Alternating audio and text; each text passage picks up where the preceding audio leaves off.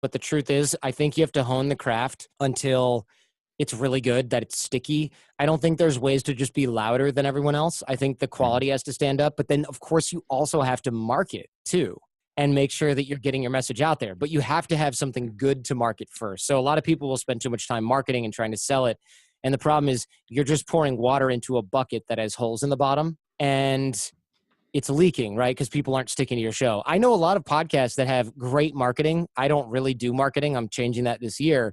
But they have a third of the audience that I have. Why? Because people subscribe, they listen for 3 days or a month or 3, and then they unsubscribe. But if you have a great show, great content, then a much higher percentage of people that find you will stay. From cave drawings to family histories to stories around the fire, humans crave order among chaos, connection amid isolation. So we tell stories. Our mission at the Storytellers Network is to bring the art of story to the masses. Whether you're in marketing, you're an entrepreneur, or you're developing your own personal brand, telling your story effectively can make the difference between celebrating milestones and collecting unemployment. The Storytellers Network strives to help storytellers tell their stories so you can learn from the best. Now, your host, the inbound evangelist himself, Dan Moyle.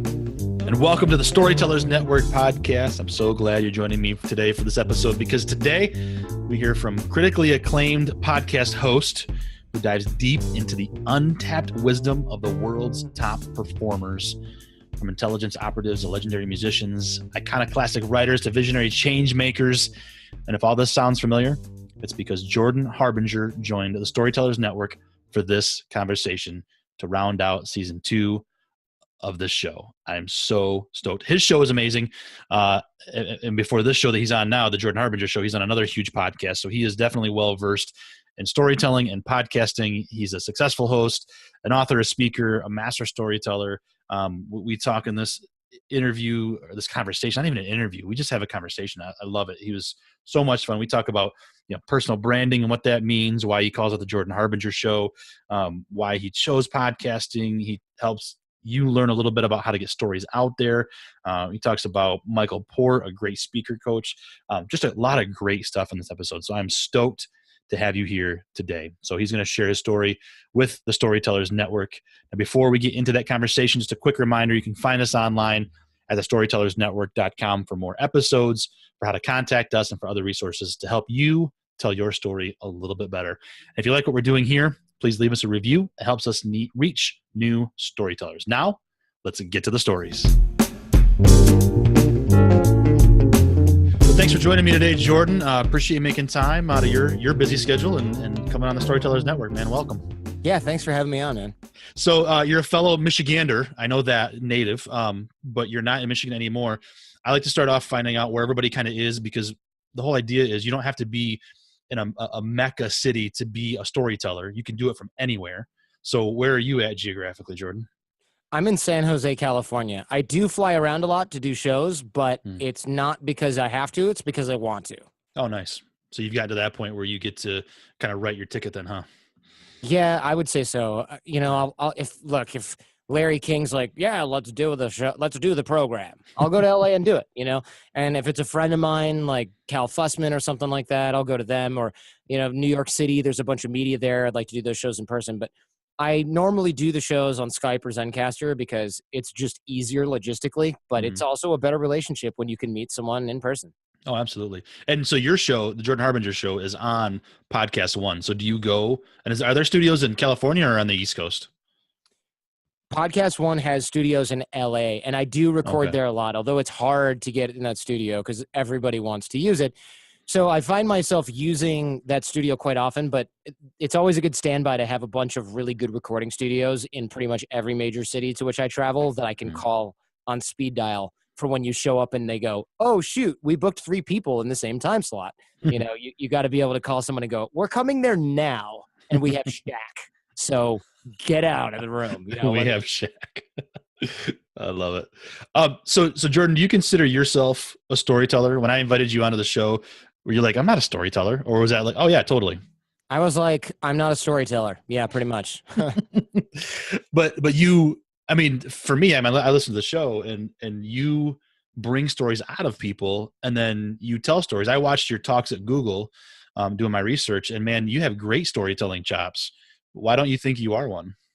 I just never really thought about it like that. Hmm. And the Google Talk, it's so funny. I remember going there and being really tired and they had called some crazy meeting right before it for like all hands or something. And so they said, I know the room only has like 30 people in here, but there are hundreds of people streaming it right now because there was this other thing that took over the first three, like just ended right when mine started. And I was a little bit de-energized by the fact that there were so few people in the room. Hmm. But a lot of people watched that talk at Google and outside of Google.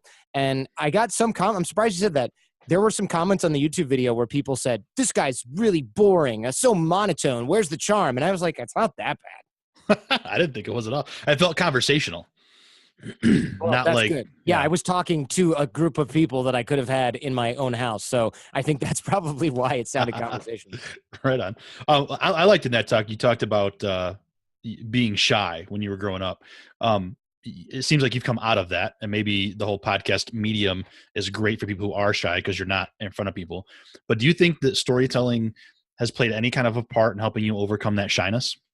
Sure. I mean, I think that what I'm doing now on the Jordan Harbinger show is essentially in large part storytelling. I mean, maybe I'm helping other people tell their stories by interviewing all these great folks, but it is still storytelling. It is still storytelling, and it's still a performance. Hmm. So yes, that has helped a lot.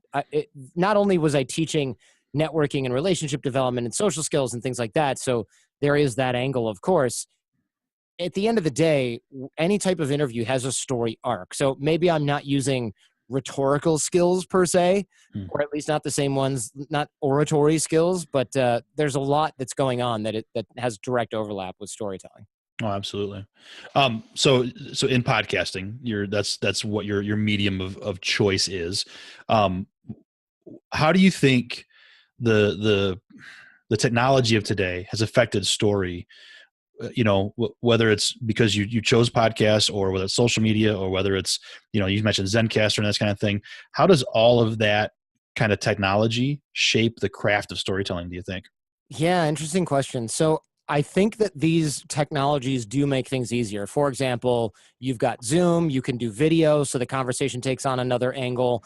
We've got things like Zencaster, where I don't have to worry as much about the technical elements of somebody's internet connection, for example. That makes me able to focus on other things, doing things in person and going, oh, I'm going to bring a 3-camera setup that all fits in cargo pants because they're little GoPros.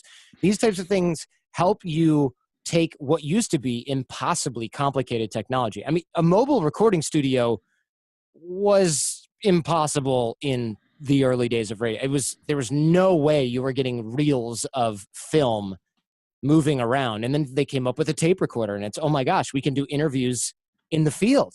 Look at this tape recorder with an external microphone that has a giant handle on it. And then it became handheld recorders, which they still use. And now we have remote capability. If you were in the 90s and you wanted to interview someone remotely, well, I hope you have a satellite CNN, because that's the only way you're getting that. Now I can do it from my iPhone, record it, and I've got a show that looks better than Larry King Live did when it aired first. Yeah, no kidding. Yeah, and I used to be in news at a local CBS affiliate in Southwest Michigan, and so at the top 40 market, not huge, but yeah, that used to be where you'd have to go to a local station to get onto TV with anybody. Now it's like they're interviewing people on Skype, on FaceTime, Facebook Live, whatever it is. So yeah, that technology is almost democratizing in a way, I guess, huh? Yeah, democratizing is one of those overused buzzwords, but here it's completely apt. Yes, it does. The problem with democratizing things, though, generally, and don't read into that too much, but the problem with that is you end up with a lot of people who, maybe they didn't have a voice before because they're not really trying hard and it's kind of a crappy product, right? So yes, glad we democratize this. It allows a lot of people, myself included, to make a name for themselves, create a nice livelihood, do things that they love. On the other hand, there are, as of today, the official figures came out because of WWDC, there are 550,000 active podcasts in iTunes, Guess how many are really great and worth listening to? I'm not sure, but probably you and I have enough fingers and toes to count them, or at least count them by tens. And there's a lot left over. Yeah, no kidding. Wow, that's crazy. Last I had heard was around 400,000, and I thought that was like active and ones that maybe haven't published in a year or whatever. So Right. that's just crazy. Double-edged sword, I guess, right? I want to go back to something. When you mentioned your show, is it weird for you to talk in the third person and talk about the Jordan Harbinger show? Yeah, it's kind of weird being. It's a little bit like, oh gosh, I feel kind of like a douche saying my name, but I didn't want to name the show something else because I was doing another show, The Art of Charm, and I never liked the name, and it was sort of not really what I was talking about, and it was kind of hokey. And then when I looked for other names, it was like, oh, getting suggestions from people. It's like, Live Your Best Life Show. I'm like, I don't want to look like a life coach. I don't want to look like anything other than me doing interviews. Because at this point, after 11 years, I know some people disagree because I've gotten some people like, who do you think you are? You can't name the show after yourself. You're not Larry King. And I'm like, actually, in the podcast world, there's only a few personalities that are doing high quality interviews. I'd like to think that I'm one of them. And even if I'm not, maybe I'm 5 years ahead of the game. So effing what? Okay, fine. I jumped the shark. I'm fine with that. Or jumped the gun. I'm fine with that. I don't want to name the show something that is essentially marketing. I think that the quality of the guest does a lot. The quality of the interview does a lot, and awareness does a lot. And if you can't name the show after yourself, you're kind of in trouble. Yes, people who don't know me are going to be less interested, but people who do are going to be super interested. And frankly, people who don't know me aren't going to go, gee, there was this show called Interviews with Interesting People, and gee, I like interviews with interesting people, so I subscribed. That is so rare that it's not really worth kind of banking on that. Mm-hmm. So for those who are starting off as kind of new storytellers and maybe, young in the podcast world, thinking about personal brand is pretty important, it sounds like, huh? Yes, but don't jump the gun too much, because I do see, and I know I'm overusing that stupid expression, but the problem is a lot of people do this to give themselves fake gravitas, where they're like, oh, I need to name it after myself because that's what important people do. So they're like, it's the John Jordan Show. And by the way, I don't know if that's a real person. If you're out there, sorry, I'm just picking a random name.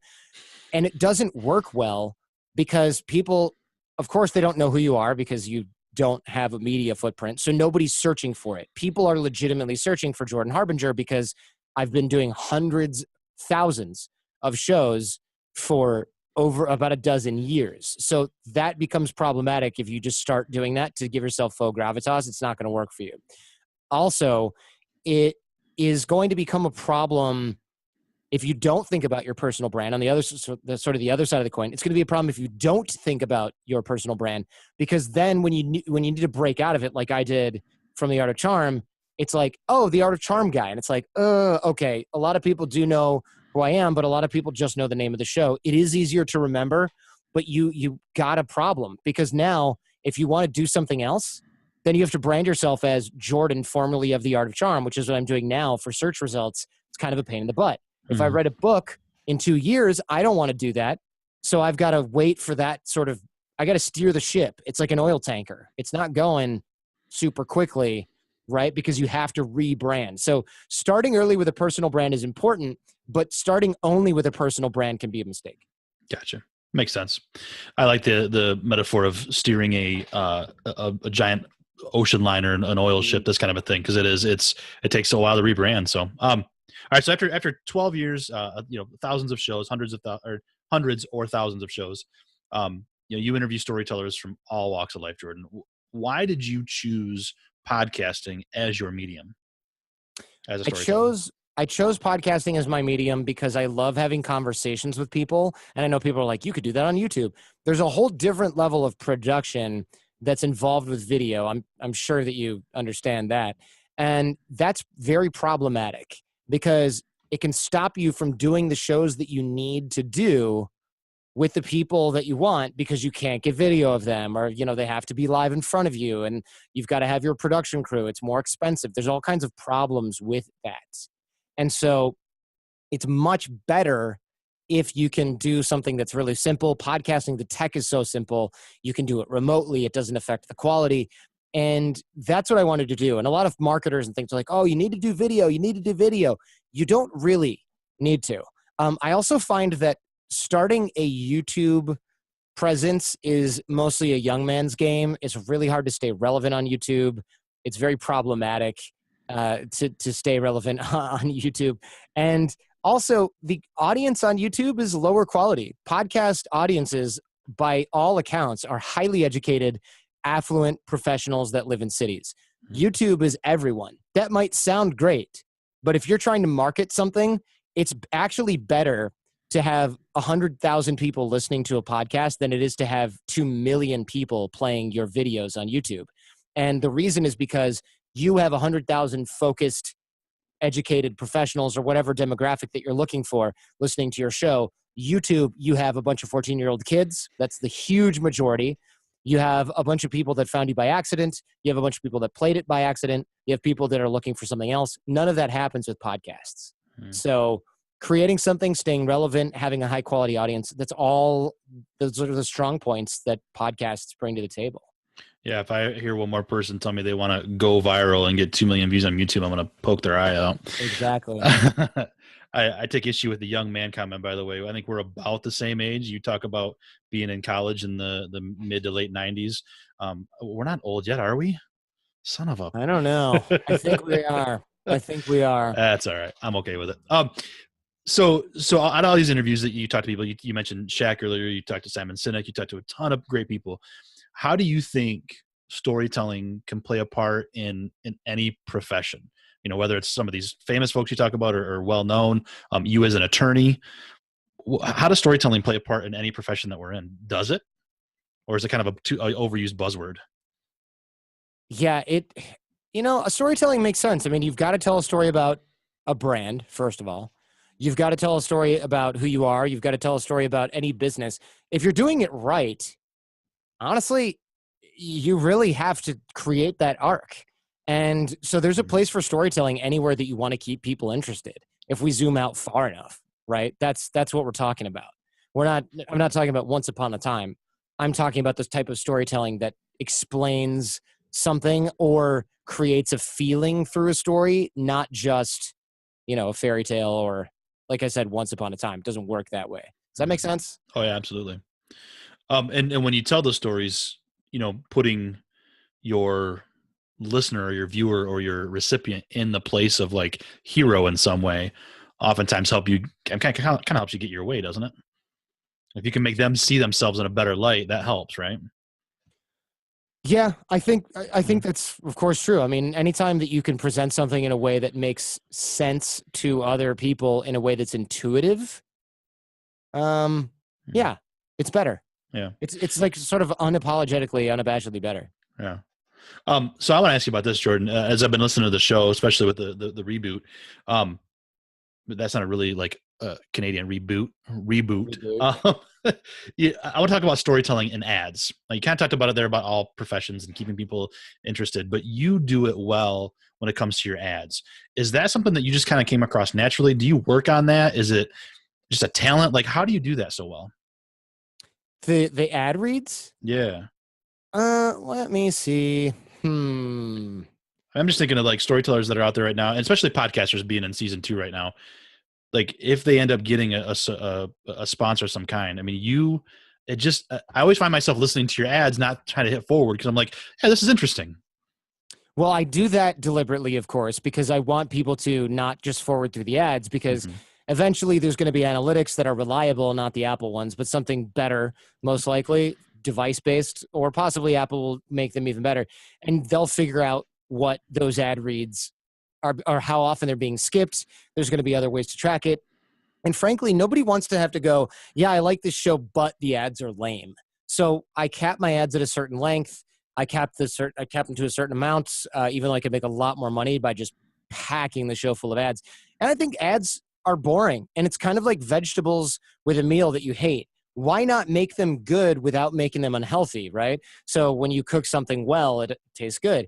That's kind of what I want to do with the ads. And some people do this. They're like, oh, I'm going to do a whole ad feature thingamajig. It's a ton of work. I figure that everybody knows that ads are the price of admission to a show, but you can make them part of the show.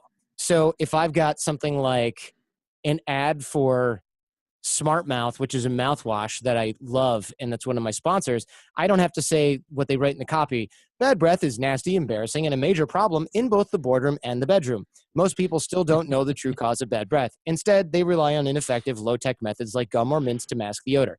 I can say, this episode is also sponsored by Smart Mouth. Bad breath, it's freaking disgusting. I don't like when I have it. I sure as heck don't like when you have it. So what better gift than to give the gift of fresh breath, either to myself or to somebody else? Smart Mouth. If you said that, if you were from Boston, you'd say like Smart Mouth, probably. This is what's causing bad breath is sulfur compounds. It's called sulfur gas. Basically, bacteria in your mouth, they eat this protein that's on your teeth, and then they produce these foul-smelling gases. So basically, your bad breath, that's bacteria farts, right? That's like an ad-libbed ad read. But what it says is, when you smell bad breath, you're smelling volatile sulfur compounds called sulfur gas. Germs consume protein and produce these foul-smelling gases as a form of waste. Not interesting, right? Right. So the sponsor, sometimes when they hear the first read that I do, they'll be like, can you reel him in a bit? We sent him copy, and I'll get a note from the ad agency, and I'll just be like, no. And then I'll do the read again and again, and sometimes they're unhappy, and I go, tell them to come back to me in 30 days and let me know how they're performing. And then the ads come back, the analytics come back, and they go, just do whatever you want to do. We're not even sending you copy anymore. Just do whatever you want to do. And I'm like, good, thank you. Because I know what the audience wants to hear, and it depends on my mood, and it's got to fit. I'm not gonna stop what I'm doing and make a boring thing in the show, because it not only bores the audience, nobody wants to buy something if they're bored by the ad. Right. So it increases conversion, and it keeps the audience engaged in the show and in the ad. So it's good for everyone. There's no reason not to do it. So yeah, I worked on that. I do whatever I want to do in the moment, and I try not to shift gears into, okay, got to be boring for ad mode. As much as a lot of ad agencies really desperately want you to do what the client wants, I know in the end what the client wants is to make money and sell products. So that's what exactly. I'm doing. Yeah. So it sounds like you research the products just like you research your guests. You put work into it. You don't just kind of rip and read. Oh, yeah. No, yeah. I will look at the product. And if I don't totally understand the product, it might actually not be a good fit. But if it's something like a Microsoft business product, I'll just look up some people online and I'll be like, here, I'll look up complaints about it, or I'll look up good reviews, and I'll be like, look at this guy. He doesn't like the fact that it, And I'm like, come on, people. Nothing's going to be perfect, but the way that this works, it does something even better. And I'll turn that into it, and they'll freak out because they're like, don't bring up a disadvantage. And I'm like, this is a dumb guy on the internet who looks like a moron for not liking this particular thing. It's funny because if somebody doesn't like your thing, but they're clearly an idiot, it means that smart people do like your thing. And they're kind of like, oh, gosh, I didn't realize. So it really has to fit the theme of the show, which is critical thinking, things like that. So I think that what I do, it makes sense. But yeah. Usually the sponsor's not super thrilled in the beginning and then wants to renew at the end. That's funny. Good advice for up and coming storytellers. Do your research. Yes. So in a lot of what you do, whether it's the talk at Google, whether it's the Jordan Harbinger show, the writings you have, everything else, you talk about relationships, relationship building, even though you don't like the word networking, using kind of that charm, that natural ability to connect with people, the who you know world, right? Do you think that being a better networker and always be giving comes down also to some storytelling, or like how can we be better networkers through storytelling? Do you think, is that possible? Yeah, I don't exactly have an example top of mind, but I will say that yes, you become more memorable if you can tell a story in a social environment. Yes, you become more memorable if your story makes sense, has a good arc, is memorable in some way. And it doesn't mean like once upon a time I did this, but if you have an arc to what you're doing, what you're presenting, if you're giving a talk and you can create good story arc, good storytelling skills come into play on this, it's really going to be a super memorable presentation. And so I end my keynotes with a story. I try to weave miniature stories into pieces in an hour-long keynote or talk, because otherwise it's a freaking presentation and nobody likes that. But if you're just telling stories, people go, what was I supposed to learn from that again? So it definitely helps. You're not able to be effective without it. So you giving great advice. You've had some successes, but I want to hear the other side of that, Jordan. When has a story fallen flat for you? Have you had one that was just like a total bomb? You're like, oh, that was terrible. A story falling flat for me personally? Yeah, I'm sure it happens all the time. I've probably blocked it out of my mind, but let me think. I mean, yeah. Look, I do a podcast, so I make a lot of mistakes, especially earlier episodes of the show. I luckily have a producer, and I can go, "Hey, edit that out. That was really lame." So I have that ability to do that. But I'm trying to think of an example. I've definitely been in front of crowds, even at Google, where I gave that talk, and I told a couple stories, and nobody in the room laughed. And I thought, "Oh my gosh." Luckily, it went on YouTube, and people were like, "What's going on? That was hilarious. This audience is dead," and I got a lot of emails about it. And I thought, okay, good. It wasn't just me that day, but that kind of thing in the moment, you have to be careful when you're speaking or talking, because that type of, I don't know, and the crowd goes mild kind of feedback can really kill the energy in the room. So you almost have to make sure that you've done this so many times that you have your stories on lock, so that when they don't hit, you realize it's the audience. It's like a comedian. They're doing really well and the room is killing it, or they're killing the room, and they've done it 99 times and they've killed it. And then the 100th time the room doesn't react. In the moment, they don't go, "Oh, I'm bombing." They just go, "This isn't working for this room," and they shift gears. They don't think, "I'm a bad comedian, I should quit," right? Same thing with presenting and storytelling. Know your audience and pivot when you need to, right? Mm-hmm. Yeah. How do you go? Well, first, let me go back to this. How do you even, pivoting obviously is the key there, but how do you recover that bruised ego from when the crowd goes mild? How do you do it? I've had it happen to me, and it's just kind of like, oh, you know what? That was a bad dad joke. Just like my kids hate it. No big deal. I move on. Do you have a secret to recovery? Don't think about it in the moment, and realize that most of the time it's just, think about it as feedback, right? So if it bombs, do it a different way and try it again. Most people don't realize that stand-up comedians or professional performers, especially comedians, they spend hundreds of hours delivering the same material and then tweaking it and tweaking it and tweaking it and tweaking it, because the first time they get up there, they don't kill the room. One or two things does okay, and the rest of it they have to discard, rewrite, try again. That's completely different. So I try to remember that, and I don't go, "This means that I'm bad at my job and career." Not anything like that at all. You really have to, I would say what you should do in that moment is nothing. And then later on, when you're disassembling your talk or your presentation, then you can go over it and go, "Okay, feedback here was this." Don't try to readjust in the moment. You'll drive yourself crazy. Gotcha. Don't want to do that. So you're a guy that I look at as someone who's made it. You said earlier, you don't want to sound like a douche, and I don't think you do when you name your show after yourself.